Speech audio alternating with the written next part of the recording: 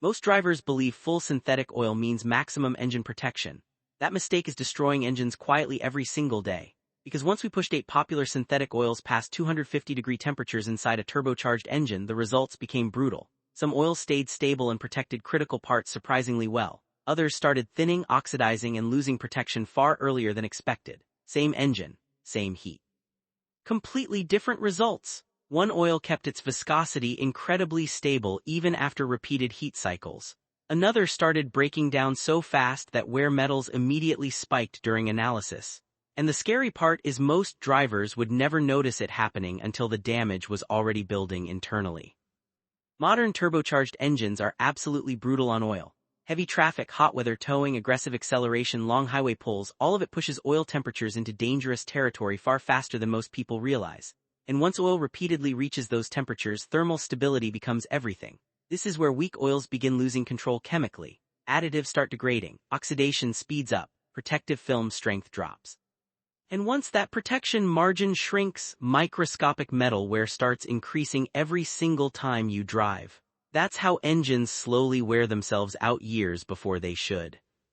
We tested 8 major synthetic oils under identical conditions using a turbocharged direct injection engine similar to what millions of people drive right now. Same load, same temperature targets, same repeated heat cycles, same highway stress, and honestly some results shocked even experienced mechanics. One lower-cost synthetic started thinning much faster than expected once temperatures stabilized near 250 degrees. Iron wear numbers climbed rapidly during used oil analysis, which usually points toward increased valvetrain wear. Another oil maintained viscosity fairly well, but oxidation levels exploded much earlier than expected. That matters because oxidation creates varnish and sludge inside engines over time. I've personally opened engines where varnish-coated timing components long before owners expected serious problems. And here, what oil companies never explain clearly. The dangerous oil is not always the one that fails dramatically. Sometimes the dangerous oil is the one that feels perfectly normal while quietly losing protection month after month.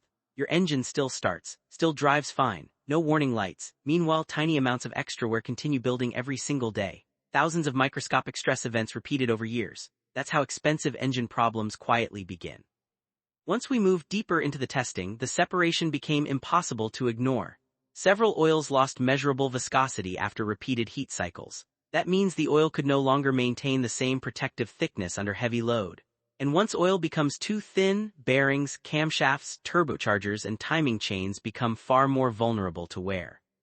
I've seen engines with perfect maintenance records still develop premature timing chain noise simply because the oil could not maintain stable protection under heat stress.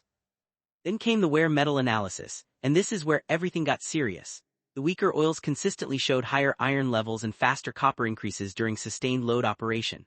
That usually points toward increased internal wear and bearing stress. Meanwhile, the strongest oils kept wear metals remarkably controlled even after repeated high-temperature cycles. That's the difference real thermal stability makes long-term.